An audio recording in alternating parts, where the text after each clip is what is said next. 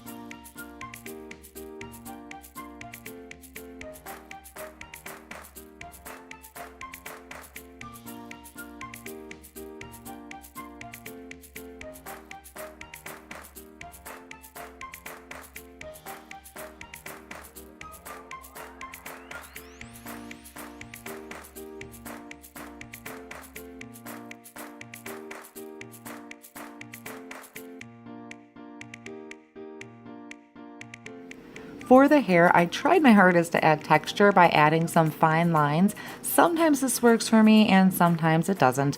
If I can get nice flicks and separation, it's beautiful. But if my strokes just seem too thick to me, then I'm going to go back through and actually just blend it more together like I would with clothing or the skin.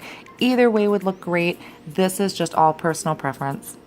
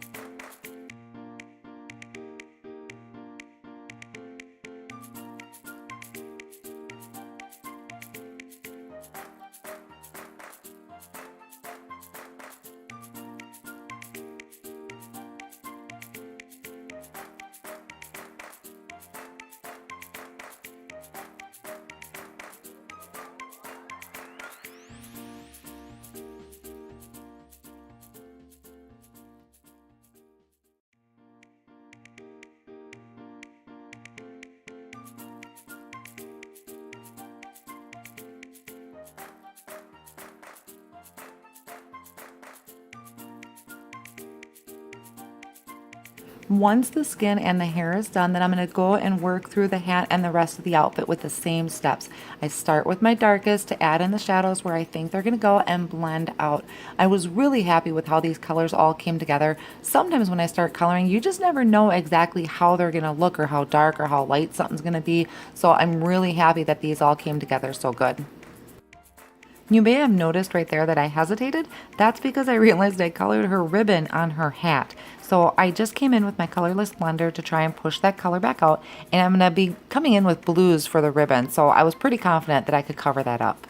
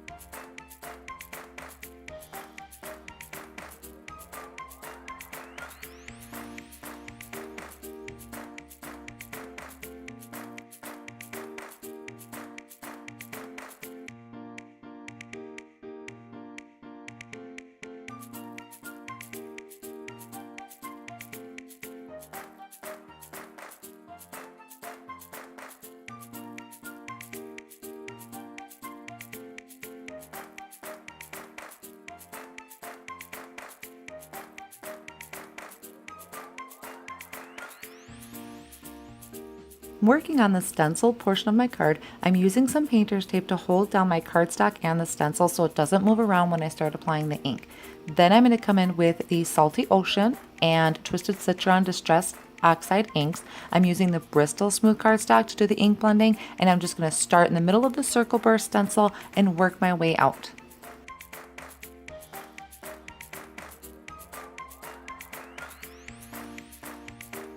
Once I'm done blending, I'm gently removing the painter's tape and the stencil, and then I'll lightly spritz some water on it and dab it up with a paper towel.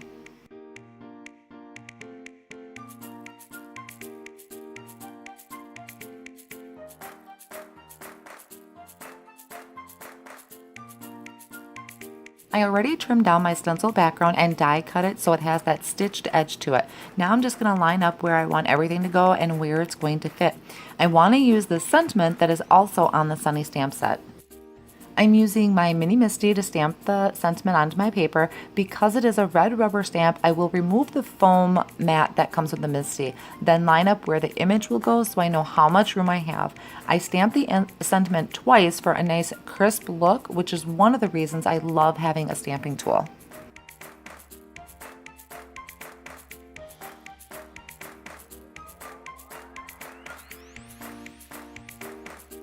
Now I'll be adding some fun foam to the back of the stenciled cardstock just for some dimension, and I'm using the Scor-Tape to adhere that together. I find this has a really great hold.